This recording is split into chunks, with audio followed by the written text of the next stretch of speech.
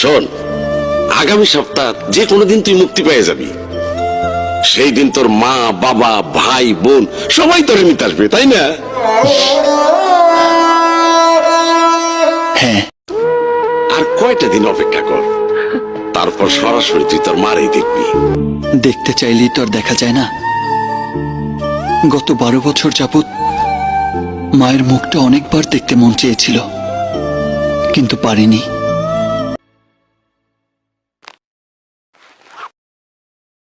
এই নাও তোমার টাকা আর ব্রেসলেট, আর এই হলো তোমার চেন।